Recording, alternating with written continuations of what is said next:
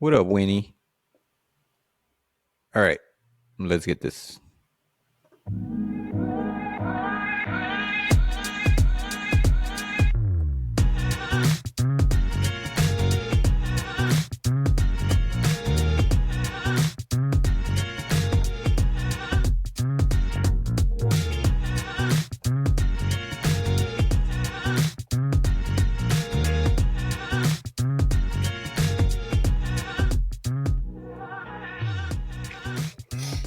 Hey, welcome to the Fairly Odd Co-Parents.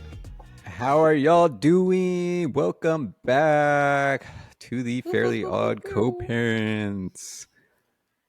Hey We guys. are on episode 6, module 2.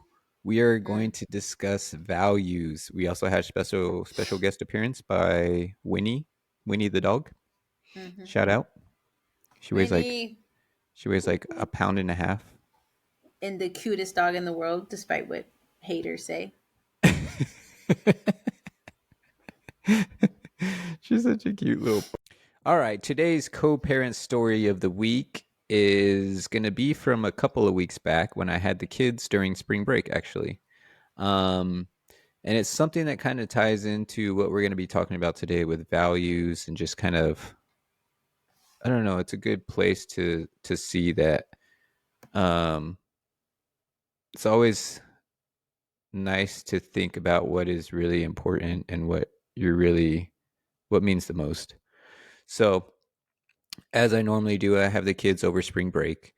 And spring break was great. We did a lot together. We took the you know Mani's dog on a walk daily. So Mani's dog Danny, we took our daily walks with her. um Danny. we would eat dinner, and then we would watch our little anime together after dinner, and that was just something that we did nightly. We planted some seeds in the garden that we have in the backyard. Cute. It was a great week. And but also during that week, I was also paying attention to a lot of other things. Mm, So my focus was also like on work, other ambitions I'm aiming for, the house. It's just other things, and although I feel I was balanced during the week, I could tell that all those other things were taken away from myself and the boys. mm, Um, and I have a weekly call with some friends, and the way we start that weekly call is we start with like some grounding. So we start our call like relaxing, kind of clearing off the day. And then my friend Eric, he was like, think about the one thing you really want to do these next couple of days, and think about the kind of relief it's going to give you when you accomplish that thing. And my mind immediately went to, I just want to spend time with my kids. Like, mm-hmm, all the things that I'm doing, like none of them like I really want to do. The mm-hmm. only thing that I really want to do is just spend time with my kids. Yeah. And like that little kind of like reminder, like what is the thing you really want to do the next couple days, was like it was just like a light bulb went off. Like, the next couple of days I just want to spend time with my kids. Like, I Yeah. don't want to do this thing. Obviously, like normal, like daily stuff, understandable. But Yeah, you I gotta just work. want to, yeah, I just wanted to focus on them, and it completely just shifted my whole mind and my view and where I was like in the week. And I wasn't thinking about other things. I was just so focused on the boys. And it wasn't even a feeling of like relief. It was a feeling of, oh my God, this is what fills me up. This was make me what makes me feel good. This is what's getting me in the present moment. And it was just such a great reminder to have great friends to ask those simple questions. Mm-hmm. And really takes me back to what I truly care about and what I truly value. And it's making those moments matter. Um, and so that was kind of my co-parent story of the week is that yeah, sometimes it's nice to kind of take a step back and kind of refocus on what is the thing that matters the most, which kind of Yeah. ties into what we're going to be speaking on today, which is values. So, what is our purpose of today's episode? Nessa, if you want to tell us. Yeah. So, and this episode will be a continuation from our last episode. Our last episode was Module 1, when we highlighted some coaching tips that we would be providing during our coaching sessions with us as co parents, parenting, single, or, just in general. And so, in today's episode, we'll be discussing our values, why they're so important, and how we'll be creating co parenting values during our time together. And so, first off, let's start off with what our values, right? Yeah, what are they? What is they? Yeah. Let me hear it. So Ronnie likes to look up definitions, and so according to Oxford Language Dictionary, values are a person's principles or standards of behavior, one judgment of what is important in life. And so we utilize values on a regular basis with almost anything, right? Yeah. And so, when Junior and I were in the military, we got to vow to values. When you get married, you vow to uphold certain values as well.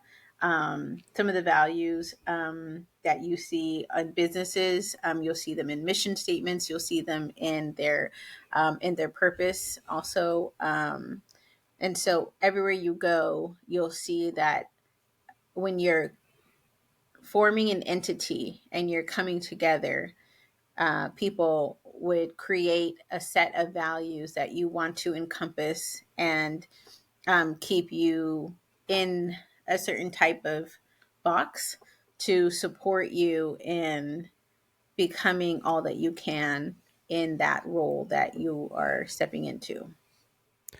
Yeah, I kind of want to kind of piggyback on top of that. Like most successful companies, most successful people, most successful entities, they all kind of have their core values that kind of guide them, that kind of keep them in alignment, that keep them moving within what they're trying to do, create.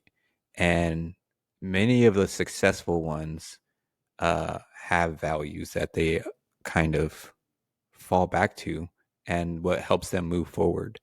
Um, as I had mentioned, the Air Force. Air Force has core values also: integrity first, service before self, and excellence in all we do.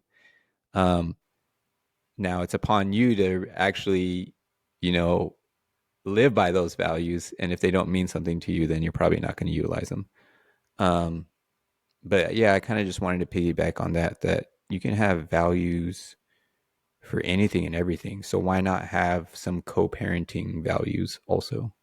Right. And that's exactly what we'll be getting into. Co parenting is such a huge entity, it takes up a lot of different portions in your life, and is so do your kids, right? And so when you're stepping into these values, why not set yourself up to be successful with your co-parent, or just in parenting in general, and you'll be able to fall back on these or look back on these to help you through those hard times, when you're struggling with something, but also help guide you through your pathway as a parent.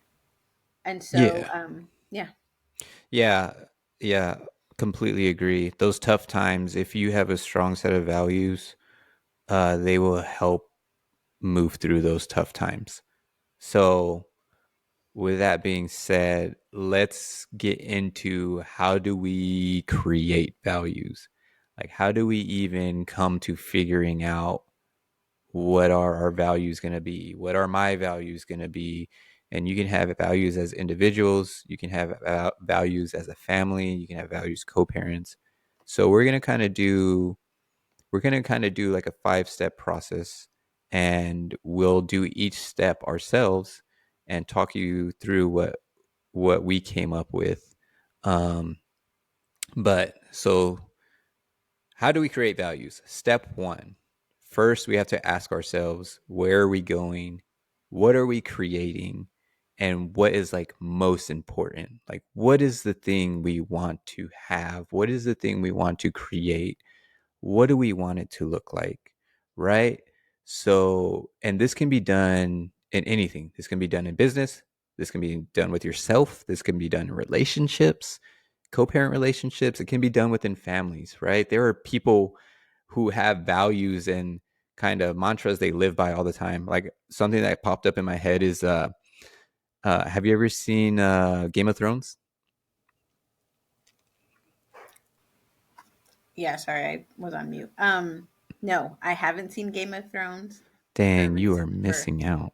For a reason. Oh. Yeah, so no, I'm not gonna watch that. Oh, okay. I was told that it has a horrible ending, and so why am I gonna put myself through that series and not have closure? So I'd rather just not. I mean, there's closure. It's just it's really good until you get to the last two seasons. Right? Uh So but this why is do that? no, this is really what it is. We're going off on a tangent, but it's You important to are. talk about this. This is No, important material that this must be is spoken about. this is for you. Okay. No, this is the issue with that show. Game of Thrones is so freaking good. Like every season leading up to the last two seasons are epic. They are so good. And if they weren't so good, those last two seasons would have been like, okay, like cool. This was good. But because all those previous seasons were so good, you could tell the last two seasons did not live up to that standard. Is this the season? Is this a series where you get really attached to somebody and then they get killed? Yeah. Okay, yeah, okay. Hell yeah. I, It's I've seen, so I've seen, good I've though. seen Grey's Anatomy once already. Oh my gosh, that thing is still going. I know. Anyways, I'm very aware. um I'm very aware. so You there's got a off topic here. Go back. Come I back. did. And where I was going with it was I'm like reeling you back in. values. Thank you for reeling me in like a fish.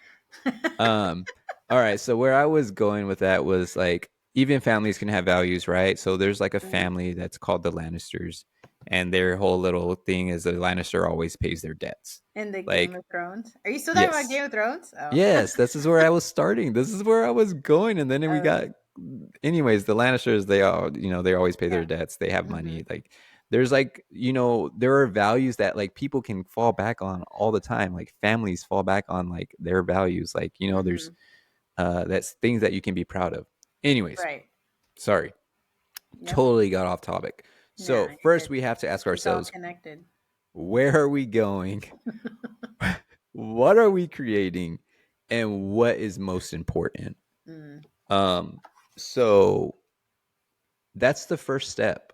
Like if you were in a not amicable relationship, if you're in a amicable relationship like Nessa and I, um, you can still ask yourself this question. Yes. And so when we did this, right, every step that we're about to talk about, we did it ourselves. Hmm. So, Yeah. and we're going to tell you what we came up with. So for our step one, what is our co-parent kind of blended family? What is it that we want to create? And some things that came up is we want to continue growing.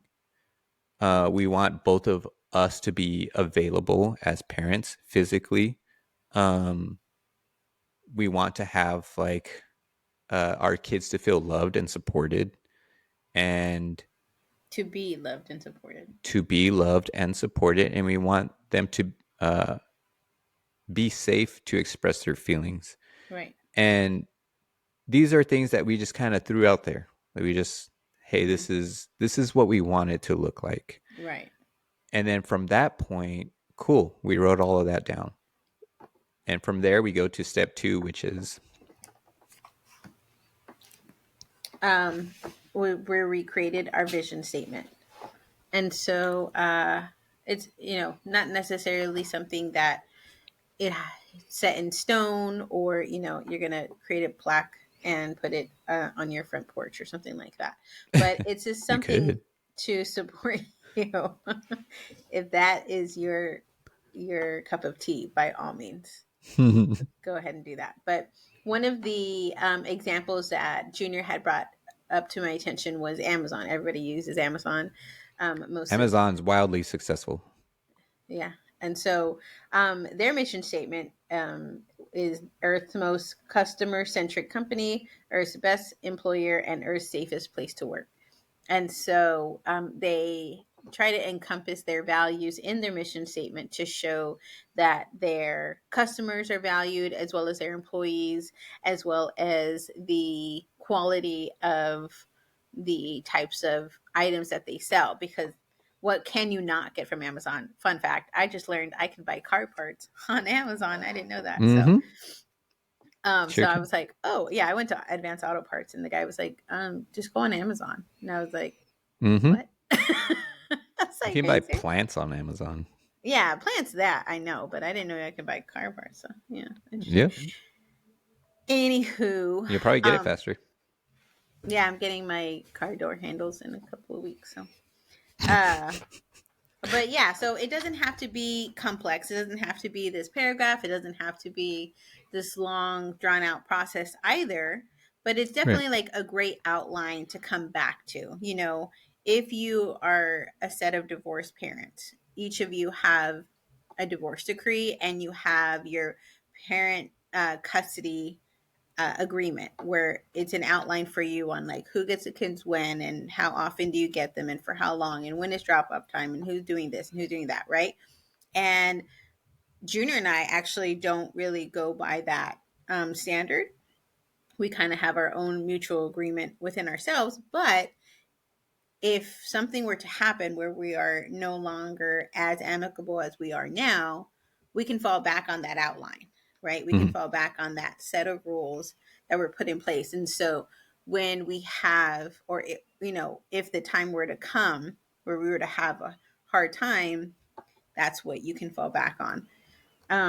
And so our vision that we had created was we have created a safe space where our kids are loved, supported, and are safe to express their emotions, along with parents who are equally available and continue to grow together. And so for us, that was something that we agreed on.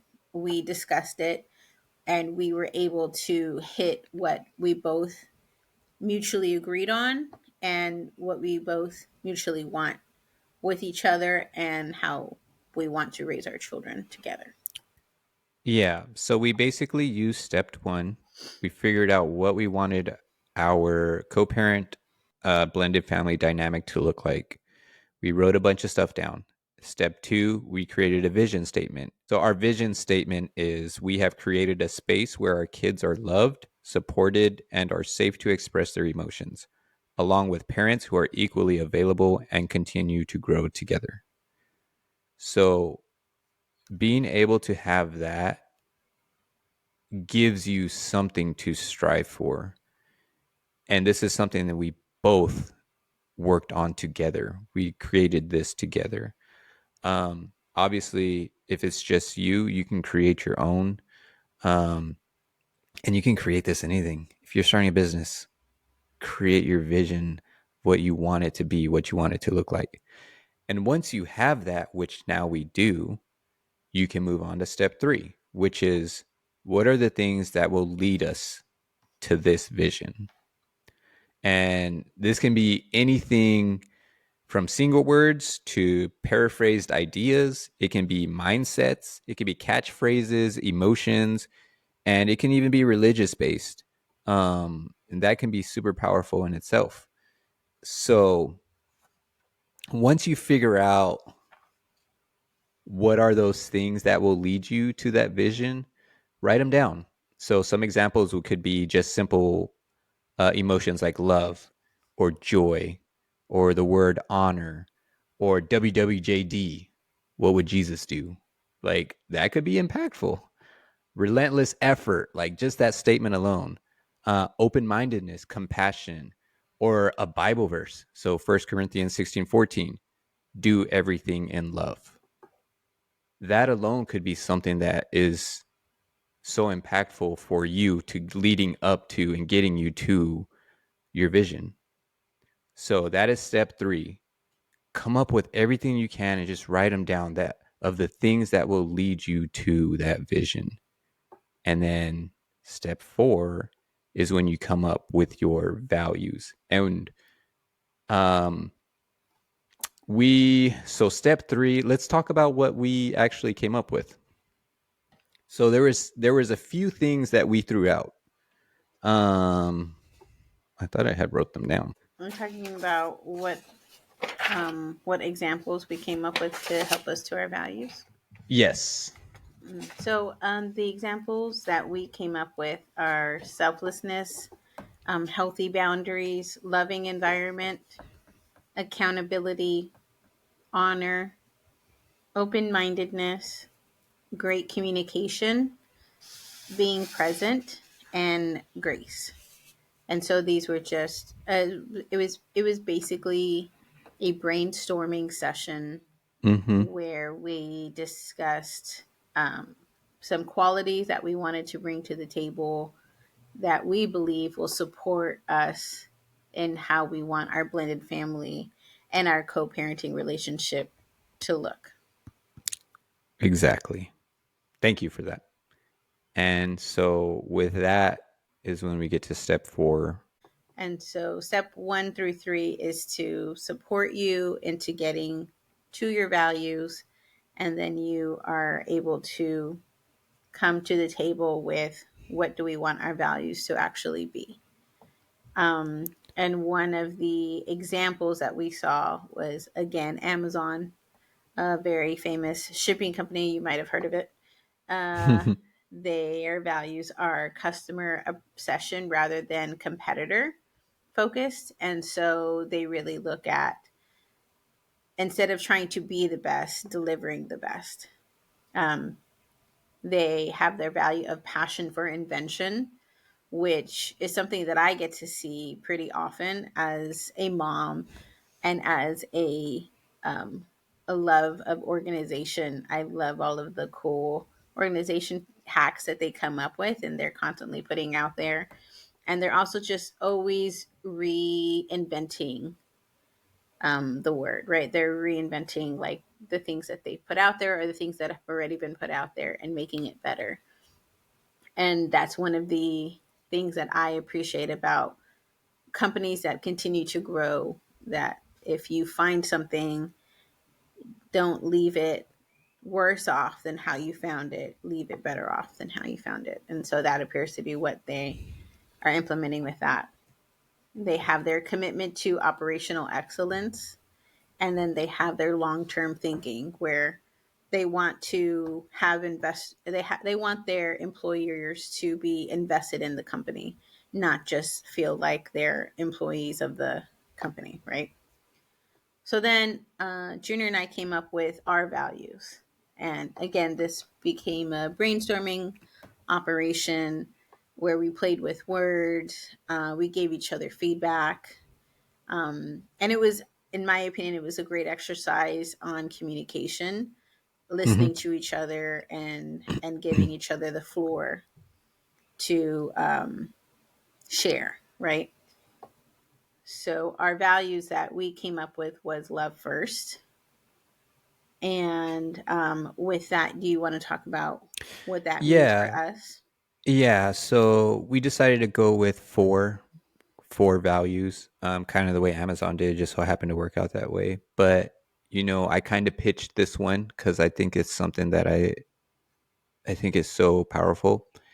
And love first, um, really hits hard for me, and I think it is something that will benefit our family as a whole.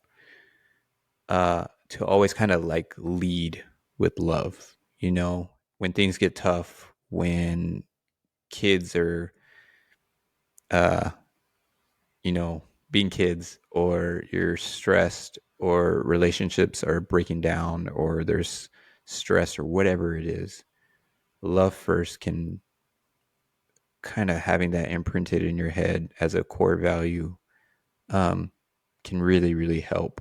and that's something that I would like, especially the kids to really know, that they are loved regardless. So love first was the first thing that I proposed, um, and you agreed. Absolutely, yeah. I thought it was a great way to start off our values. And then I carried on with honor like a samurai. For me, love is extremely important as well as honor. Um, Honor has so many different meanings in it and can also be interpreted in so many different ways. And so I appreciate the way the samurai utilize honor to basically be a way of life for them. I Hmm. appreciate how it talks about accountability, it talks about self responsibility, it covers respect, it covers mutual respect.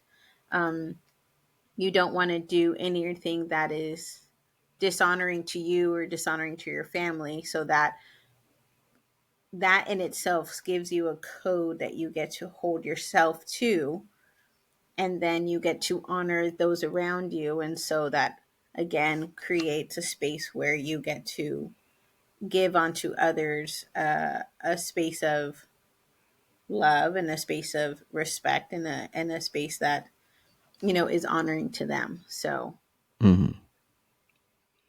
Yeah, I think it was beautifully spoken, and it has a lot of, specifically with our family, honor like a samurai.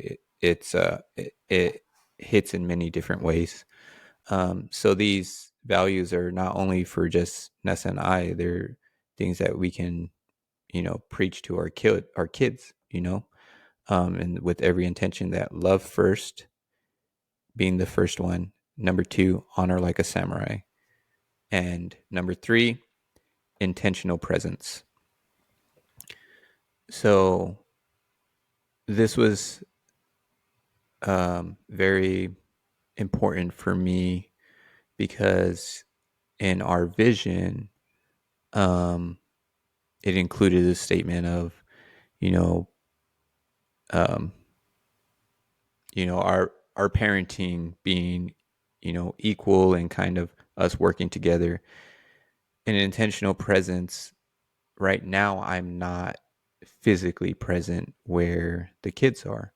So intentional presence is really huge in being intentionally present in the way I can. And then when I'm also physically present and when I will be, you know, where the kids are, because that's just a matter of time. When I am where the kids are, to also being intentionally present. Um, it just kind of goes back to the share of the story of the week, right? Like intentional presence hits hard when I'm so stuck on doing all these other things that don't really matter to me in that week. When the really big thing that really mattered to me was my time with my boys and being present for them. So, intentional presence in that time goes so hard, it goes so far. And mm, also, something too that actually happened. I don't know if you mind me sharing this with our son, um, in the car. Okay. oh. So intentional presence, it also like extends to our kids, right? Mm, Because our boys went to a basketball game with their cousin and their grandmother, and instead of actually attending the basketball game with their grandmother and their cousin, they decided to sit in the car and just be on their electronics. That's what they wanted to do. So intentional presence can even extend not only for us as parents, but to our kids to be intentionally present when they're at a basketball game, they're at their cousin's basketball game, and that time right. they get to spend with their grandmother. That is Mm, intentional presence, like being in it. Um, so that's why intentional presence meant so much to me. And you had agreed to it, and I kind of want to know what it means to you, because it's very different. We're in different kind of places too right now. Yeah, so for me, I have the children most of the year, more than 200 days out of the year. And so, I get pretty tired from having them consistently. And I've never gone to a place of shaming Junior or blaming him for the situation that we're in at the moment. Um, and I still have moments where I get to implement self care. And so I'm a very busy woman. I have a mental health practice, and I am, finishing up my master's, and I'm running a household, and I'm supporting our children with their extracurricular activities, and so there's a lot of different moving parts in my schedule, and so I manage a lot of different people's schedules, and so for me, I intentionally ensure that when I'm with my children, I'm not on my phone and like going, and so if I am actively doing something, I will tell the boys, hold on, let me finish what I'm doing, and then I will listen to what you're about to tell me. And so that way I can give them my undivided attention. Or the boys request, can you watch this movie with me, can you do this with me, and I know I have clinical notes to write, I have a paper to write, I have things to do on my computer, I have emails to check, something like that. And my days, from like 9 to 5, right, don't get all of that done, and I have deadlines and commitments I get to uphold. And so the boys are aware that until December, this is what life gets to look like.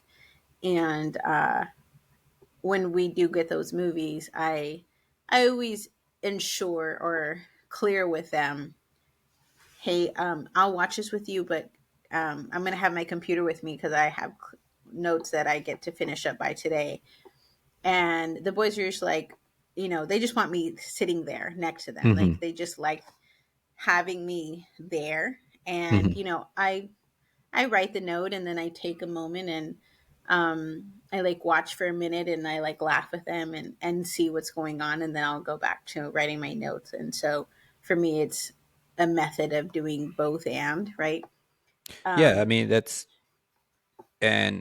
something that, right, you have things that you do need to get done, and instead of saying, "Hey, no, I'm not going to do this with you because I have to do this," you're mhm, saying, "Let's do both, and let me be intentionally present in this way that I can right now." right, Uh, which supports you and supports them, right. so I think that's honorable to do that. Yeah.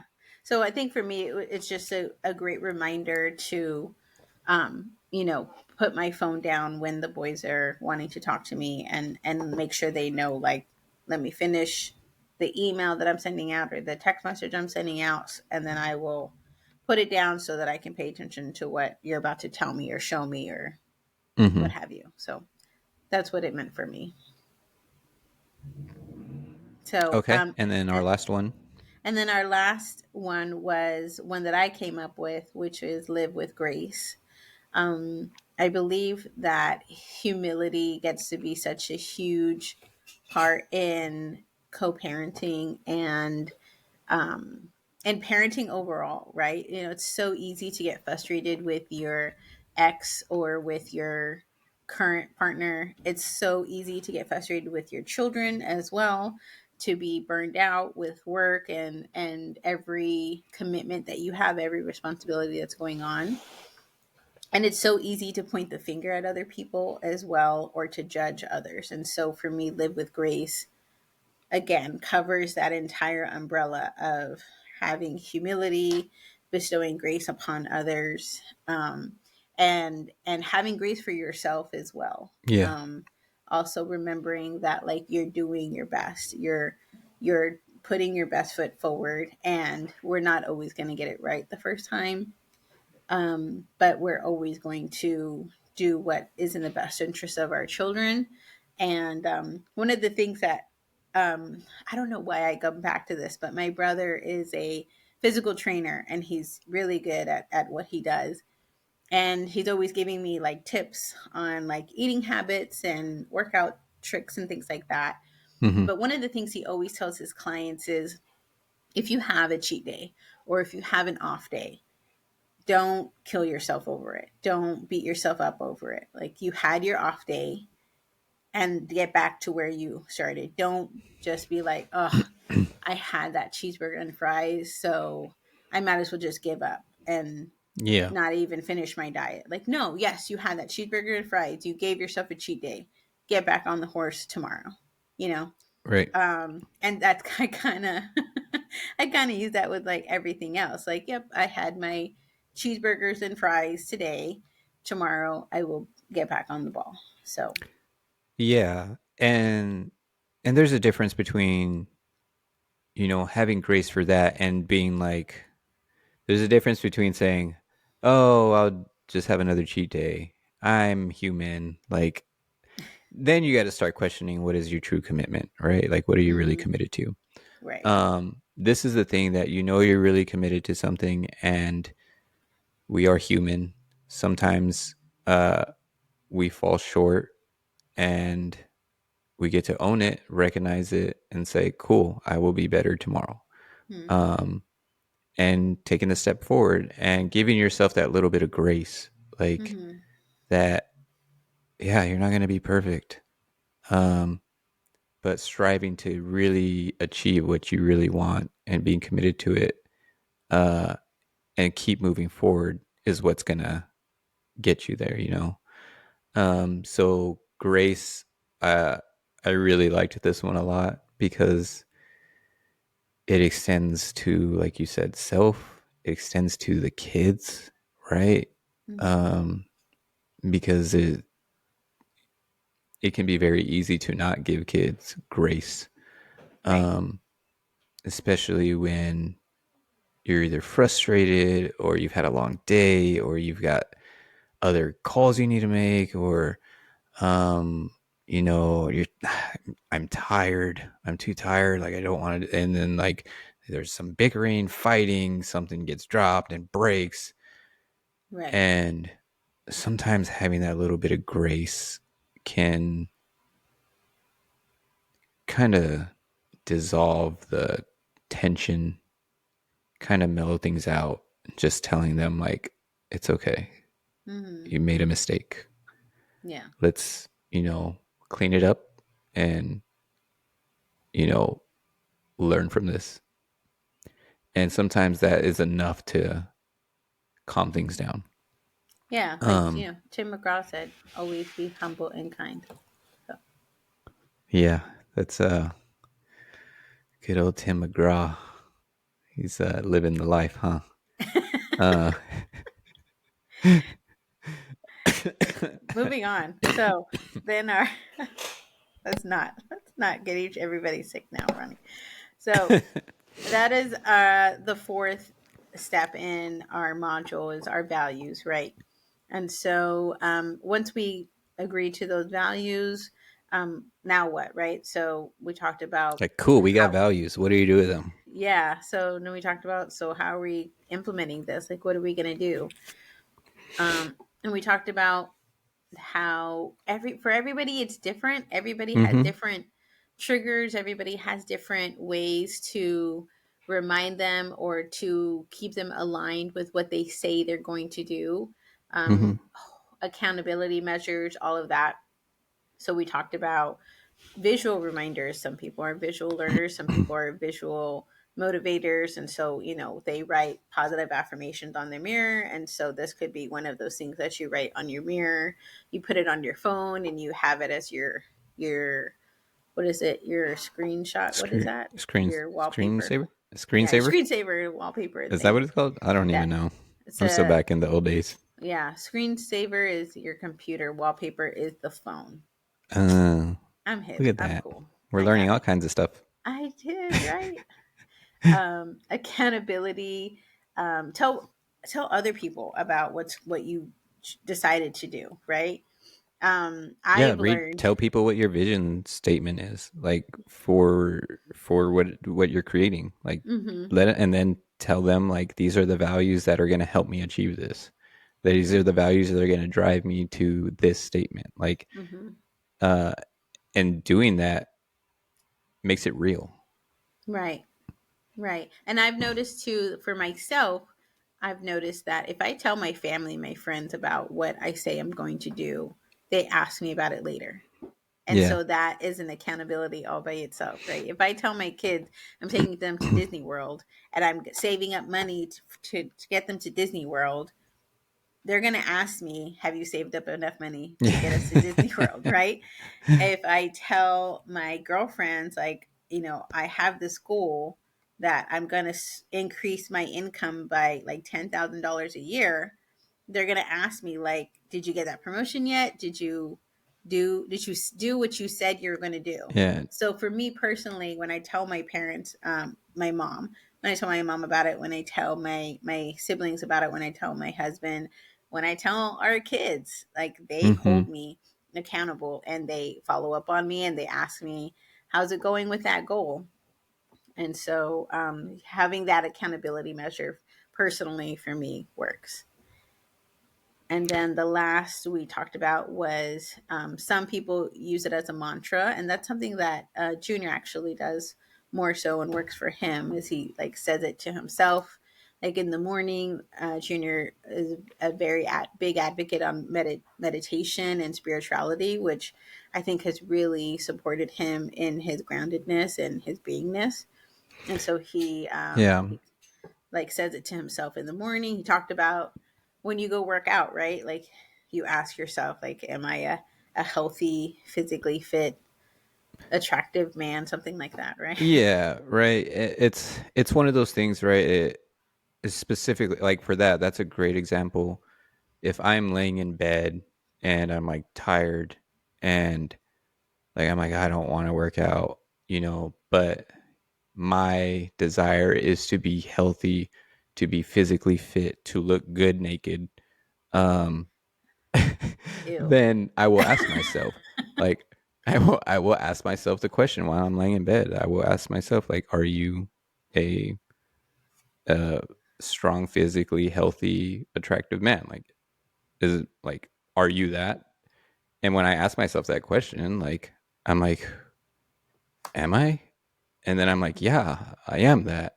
And then I immediately get motivated to get out of bed Then he because starts that's who kissing I his say I am. biceps. He starts going, And it's like, have you? Yeah. He's like, oh yeah. His yeah, welcome to the gun show. Oh, look, I got lipstick on my arms. every Look at that. morning. Every morning. How do you know? That's every morning for me. I've been aiming Um, in your cameras. so doing, so like doing that, like the mantra thing. That's something that works very very well for me. So if I wake up in the morning and speak this, right? Like love first, honor like a samurai, intentional presence, and live with grace. Like it, and this is something you could write down. You could create something to hang on your wall. Like Hmm. these are things that you can live by to have a better blended family co-parenting relationship. Hmm. Um, so saying those to myself, repeating them, and being in a grounded state for me, and visualizing each one of these of what it looks like for me, um, makes it so real for me and makes it much more deeper and connects with me so much more. Yeah, and Um, I think too, if I could just input in here really quick, yeah, with co-parents who are not amicable and are still have tensions are still yeah, high and are still not able to communicate well, I feel as though saying this to yourself before you step into a conversation. I yeah. know that for me personally, when I'm about to have a conversation with somebody that I know there's a little bit of tension there, I get anxiety in my stomach. I start to feel a little uneasy, like my nerves start to go. But then, like, I remind myself that I am like a trusting and worthy and loving woman, and I am 100% capable of having this conversation Mm-hmm. without, going to jail. So I think it's a great. So I think it's a great like thing to ground yourself. Don't Mm-hmm. throw that first punch. I know you want to pull the hair and slap, and I get it. I wanted to do that a few times too, but we get to be here and not in jail for our children, and so say this mantra, and you get to stay home. Yeah, that's a great, good example.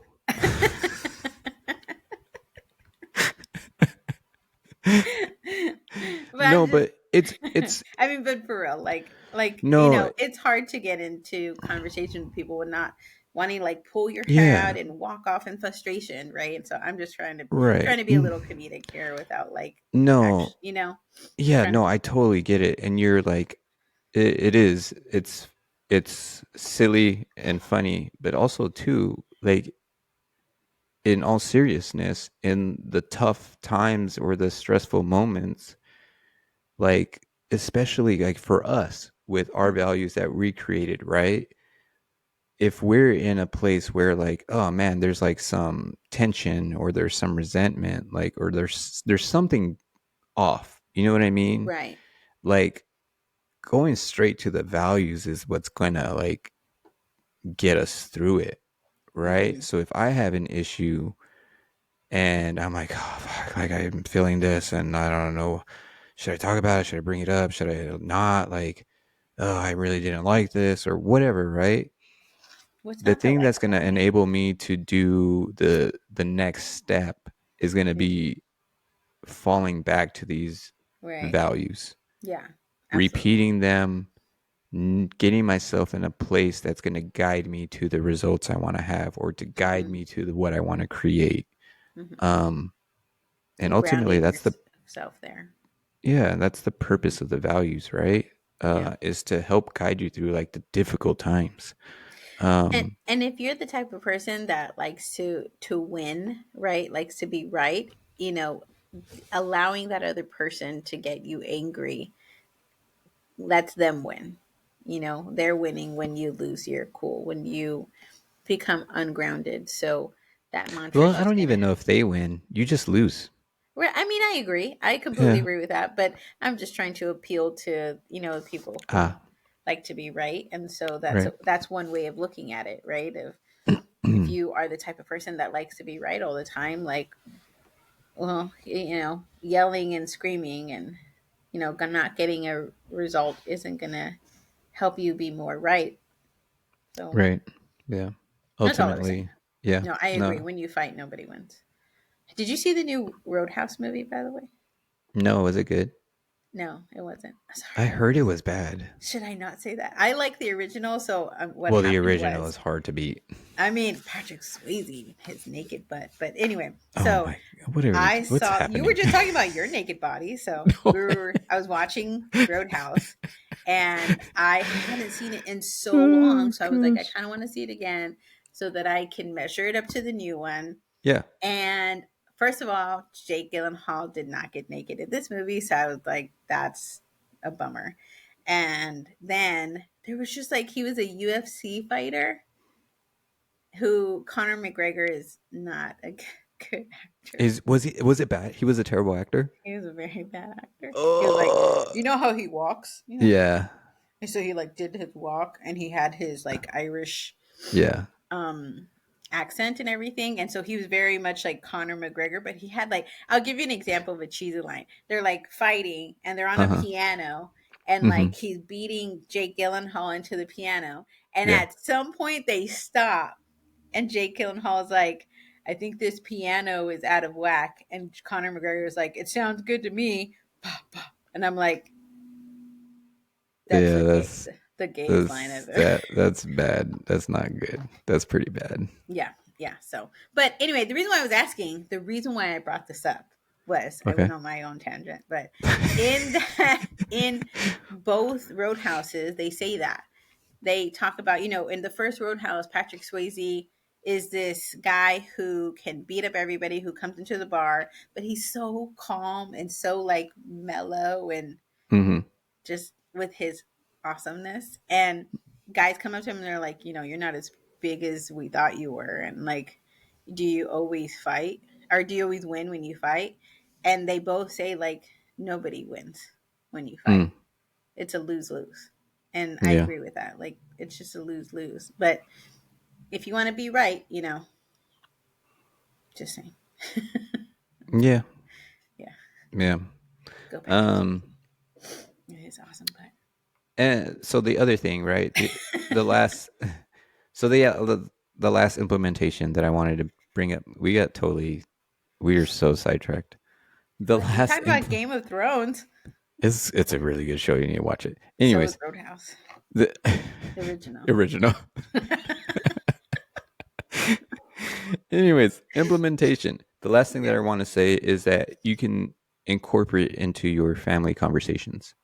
Mm-hmm. Um, like these four things for me, for us. These are things that whenever we are discussing whether it's honor, being intentionally present. So like Monty would be a great one with him wanting to stay in the car instead of being with his grandmother. Like we can discuss these things and start saying these values, right? Yeah. Start love first, honor Yeah. like a samurai, intentional presence, live with Mm-hmm. grace. And if they hear these things consistently repeated to them, it becomes their own values also. They Yeah. learn that, okay, us as Camacho Vargases, we live by loving first. We Right. live by honoring like a samurai. We live by intentional presence and we live with grace. Mm-hmm. And so incorporating them in your family conversations is going to be huge. Yeah. I agree. Um. Yeah. So, and if you think this really helps, please let us know. And I just want to reiterate step one, how do you create values? Step one, first, you have to ask yourself, where are you going? What are you trying to create? What is most important? Step two, create that vision statement. Step three, what are the things that will lead you there? Step four, list out your values. Step five, implement. And I think that's a great way to end our podcast. Let us know in our comments and in our Instagram how we can support you in your co-parenting. Give us feedback. We are always looking to improve and to grow and to make your lives better as well. And so shout out to all of our friends who are supporting us and sharing our feed and also giving feedback as well. And with that being said, are we doing dance party? Are we dance partying? Do we have to dance Yes, party? yes, All yes. right. I had to start do your dad joke. You That gotta was, dance with me. they're getting worse. They're Uh-huh. getting so You need bad. to work on your material, man. All right, dance party. Here we go. See y'all next time.